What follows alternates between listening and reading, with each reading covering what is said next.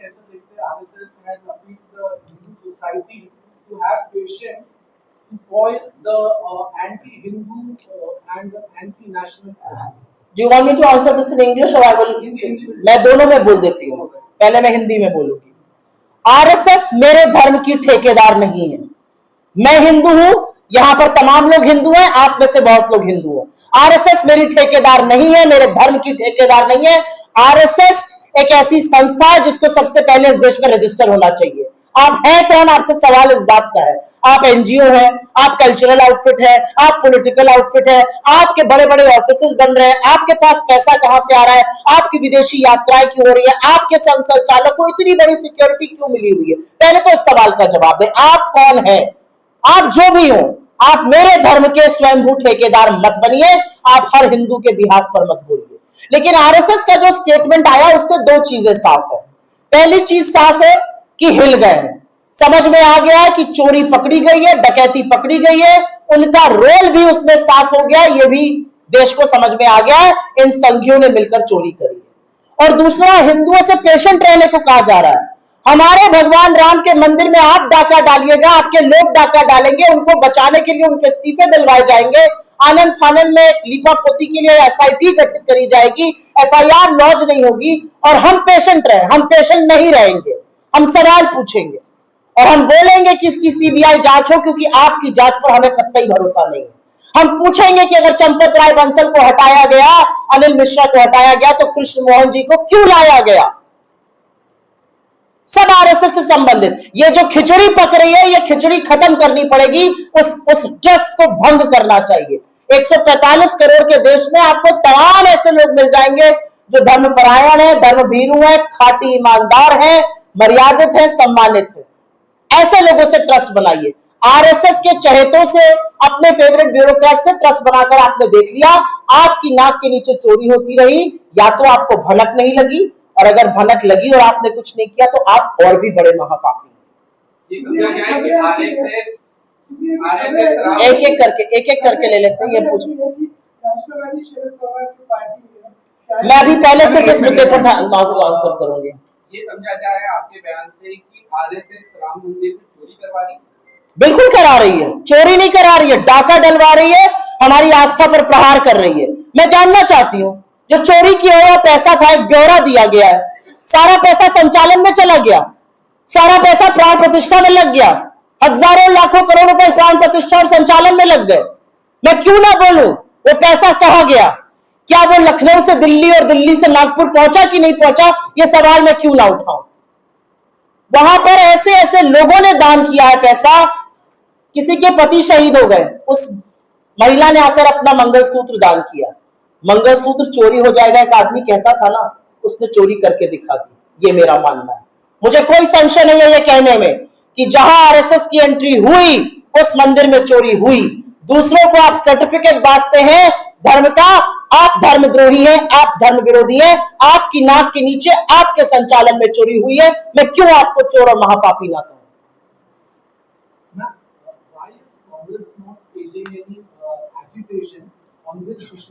He just announced an agitation in the city of Nagpur on the 9th, and there are various other places where we are agitating. The reality is that the Uttar Pradesh Congress Committee president went to Sri Ram temple for a darshan, and this government, the BJP government in Uttar Pradesh, stopped him from even attending to a temple darshan. What are you so scared of? आप किस बात से डर रहे? डरता वो है जो गलत करता है, डरता वो है जो छिपाता है, डरता वो है जिसने पाप किया है। और बीजेपी और आरएसएस का डर दिखाता है कि इन्होंने हिंदुओं की आस्था के साथ कितना बड़ा खिलवाड़ किया।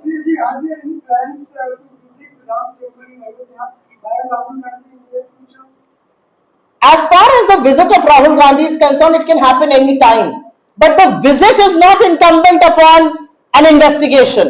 The visit has nothing to do with whether there is a huge financial fraud and theft of donation that has happened in the Ram temple or not. मैं तो पलट के पूछ लूं, अमित शाह भी नहीं गए राम मंदिर आज तक, तो उनके ना जाने से ये महापाप हो रहा है क्या? ये सब व्यर्थ की बातें और कुतर्क है जो आरएसएस दे सकती है, विश्व हिंदू परिषद दे सकता है, उनको ये सूट करता है। किसी के जाने या ना जाने से सवाल नहीं है। सवाल ये है कि जिन लोगों को प्रभु राम के मंदिर की संचालन की जिम्मेदारी दी गई, वही सबसे बड़े डकैत निकले। और वो संघी है, वो बीजेपी वाले हैं, वो आरएसएस के लोग हैं।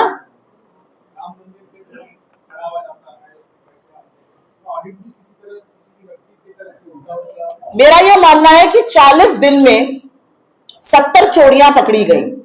आप एक छोटी सी भी कंपनी चलाइए और आप अगर 40 दिन में 70 चोरियां पकड़िएगा तो आप पहला सवाल ये उठाइएगा कि शुरू से कितनी चोरी हो रही थी।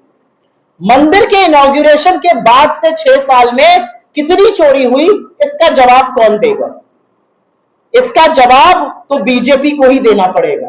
और यह सवाल जब कोषाध्यक्ष गोविंद गिरी से पूछा गया, जो अगेन आरएसएस से संबंधित है, जो चंपत राय बंसल को क्लीन चिट दे रहे थे, तो उन्होंने एक ऐसा हैरत अंगेज जवाब दिया जो सुनकर मैं स्तब्ध थी कि मैं तो जाता नहीं था, मैं एक आदमी को 5 दिन महीने में भेज देता था, मैं निश्चिंत रहता था। आपको जिम्मेदारी राम मंदिर के संचालन की दी गई, श्रद्धालुओं की जो भेंट चढ़ती है, जो वो श्रद्धा पूर्वक कुछ चाहते हैं, उसकी निगरानी की दी गई। आप पुणे में बैठकर अपनी निश्चिंतता जता रहे हैं। ऐसे कोषाध्यक्ष को तो निकाल बाहर करना चाहिए। ऐसे पापियों की कोई जगह ही नहीं है उस ट्रस्ट में। वो क्यों ट्रस्ट में है, सवाल इस बात का है। अगर आपके पास प्रभु राम की सेवा करने का वक्त नहीं है और आपने वो आउटसोर्स कर दिया है 5 दिन के लिए महीने में किसी और व्यक्ति को, तो आप कोषाध्यक्ष क्यों बने हुए हैं? क्यों उस ट्रस्ट में वो शामिल है? क्योंकि वो आरएसएस के हैं। इस बात की बात है। ये सब आरोप प्रत्यारोप में एक प्रतिक्रिया भी सामने आई है। उत्तर प्रदेश के मुख्यमंत्री योगी आदित्यनाथ कह रहे हैं कि वक्फ बोर्ड की हजारों हेक्टेयर जमीन इसके पहले बेची गई, गरीब लोगों की जमीन।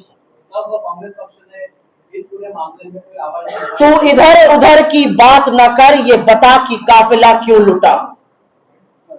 मैं हिंदू हूं और मुझे मतलब अपने प्रभु राम के मंदिर से है। इधर उधर की बात मत कीजिए, आप गोल पोस्ट चेंज मत कीजिए। प्रभु राम के मंदिर की बात होगी, वक्फ की बात करेंगे, वक्फ की बात करेंगे और वक्फ को बदलने का कानून बनाएंगे। किस किस तरह के ढोंगी हैं ये लोग, मैं ये पूछना चाहती हूं। आज अगर योगी जी को वक्फ की इतनी चिंता है तो फोन उठाकर नरेंद्र मोदी से कहें आपने गलत कानून बनाया वक्फ का। अगर है हिम्मत योगी जी के अंदर तो ये कर दिखाएं, अन्यथा मुद्दे को ना भटकाएं। इस देश का हर हिंदू एक सवाल पूछ रहा है कि मेरे प्रभु राम के मंदिर में ये डकैती, ये चोरी, ये महापाप कैसे हुआ, उसका जवाब दीजिए। अगर बीजेपी सारे सवालों का जवाब नहीं दे पाती तो फिर आपका अगला कदम, कांग्रेस का अगला कदम क्या है? कांग्रेस का अगला कदम वही है जो इस देश का अगला कदम है, इन लोगों को निकाल बाहर करना, और ये देश इनको निकालेगा।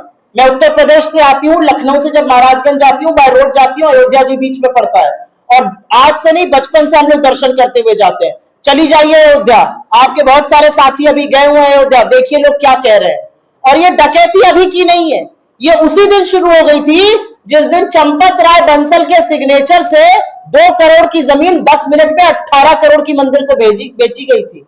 तब से ये भगवान राम को लूट रहे हैं, और तब भी जिसने मुद्दा उठाया था उसको ये धर्मद्रोही कहते थे, विरोधी कहते थे, क्या क्या नहीं कहते थे। धर्मद्रोह आपने किया है, भगवान राम के नाम पर लूट आपने मचाई है, और आज भी आप वही बात कर रहे हैं। गोविंद गिरी महाराज जो इस पूरे मामले में आपने नाम लिया, उनका जिक्र किया पहली बार, कोषाध्यक्ष है वो, उनका रोल क्या लग रहा है आपको? आपका इस पूरे मामले में गोविंद गिरी महाराज जो महाराष्ट्र के हैं, एक यहाँ पर माइक है, मैं नाम नहीं लूंगी, नहीं तो बाकी लोग प्रेस कॉन्फ्रेंस का वो हिस्सा नहीं दिखाएंगे। एक चैनल था, उनसे सवाल पूछ रहा था, पहले तो वो नानुकुर करते रहे, फिर उन्होंने माइक पकड़ के खींच लिया। क्यों खींचा उन्होंने माइक? किस बात से भाग रहे थे वो? क्या पूछा था आपके जैसे एक रिपोर्टर ने? यही तो पूछा ना था, आप कोषाध्यक्ष हैं, आपको क्या जानकारी है? कोषाध्यक्ष ने हाथ झाड़ लिया, हे राम जी जगत बनाई नहीं, मैं कोषाध्यक्ष हूं लेकिन मैं पुणे में ही निश्चिंत था, 5 दिन के लिए मैं किसी को भेज देता था। मेरे भाई यहाँ के सांसद हैं, ये दिल्ली बैठ जाए और महीने में 5 दिन के लिए किसी व्यक्ति को भेज दे। भगवान राम के नाम पर आप आउटसोर्सिंग चला रहे थे क्या? गोविंद गिरी इस बात का जवाब दे। गोविंद गिरी जो खुद सवालों के घेरे में है, जिनसे खुद जांच पड़ताल होनी चाहिए, जिनको खुद बाहर का रास्ता दिखाना चाहिए, वो भाई साहब बैठकर प्रेस कॉन्फ्रेंस करके अनाउंसमेंट कर रहे हैं। मतलब भगवान राम से तो डरो। और एक बात मैं बता दूं, ये महापाप है, भगवान राम ने आपको चेताया है, आप चेतना नहीं चाह रहे। भगवान राम ने अयोध्या में आपको हरा दिया, और भगवान राम ने आपको सबक सिखाया। आपके ऊपर सत्ता का नशा ऐसा हावी है कि आप सबक सीखना नहीं चाहते। अभी देखिएगा आने वाले दिनों में कैसे प्रभु राम आपको और सबक सिखाएंगे। रामटेक, अरे रामटेक में ही नहीं, उत्तर प्रदेश में जहां जहां प्रभु राम से संबंधित जगहें थी, चाहे वो सीतापुर हो, अन्य जगह हो, चित्रकूट हो, हर जगह बीजेपी हारी। महाराष्ट्र के रामटेक में भी हारी, जहां जहां प्रभु राम का संबंध था। नासिक में हारी। और इसीलिए मैं कहती हूं, भगवान राम ने आपको बार बार चेताया। आप इतने पाप के घड़ा इतने भर चुके हैं कि आप चेतना नहीं चाहते। चेताएंगे अभी और। जब झोला उठा के चलने का वक्त आएगा तो देश जाने नहीं देगा, देश सवाल पूछेगा, क्योंकि ये हमारी आस्था पर प्रहार है। You never asked. I stopped you in between. Now you can ask. There are reports that National Congress Party led by Supriya Sule and Sharad Pawar are considering proposal to go with NDA, whether in government or giving support. I have a very simple answer to it. What another political party is doing is their prerogative, it's their priority. I don't know. I even hear counter opinions to that. How can I answer on their behalf? I am neither a soothsayer nor a political pundit. I am a very small worker of the Congress party. And I think this question is best answered by the parties that you're putting up this question for. Youth Congress का programme है कुछ, इसके बारे में भी जानकारी साझा करते हैं। एक बहुत बड़ा कार्यक्रम छात्रों की गूंज इस समय देश में चल रहा है, और वो इसलिए चल रहा है क्योंकि देश के भविष्य को चौपट करने में सरकार ने कोई कमी नहीं छोड़ी है, कोई कसर नहीं छोड़ी है। चाहे वो नीट हो, चाहे वो सीबीएसई हो, चाहे वो टेट के एग्जाम हो, लगातार पेपर लीक हो रहे हैं। महाराष्ट्र में अभी टेट का पेपर लीक हुआ, यूपी में भी हुआ है। और असलियत यह है कि राहुल गांधी जी ने यह बीड़ा उठा लिया है कि वो छात्रों को न्याय दिलाएंगे, और इसीलिए छात्रों की गूंज के नाम से हम एक बड़ा कार्यक्रम कर रहे हैं। एजुकेशन सिस्टम पूरी तरह से आईसीयू में है, और एजुकेशन सिस्टम के आईसीयू में होने से ये सिस्टम ऑफ रिजेक्शन बन चुका है, देन सिस्टम ऑफ सिलेक्शन, और इसलिए उल्टा है। और इसलिए जरूरी है कि हम इस बात को बढ़ाएं, और कांग्रेस पार्टी का युवा कांग्रेस और एनएसयूआई इस मामले को बड़ी गंभीरता से आगे उठा रहे हैं।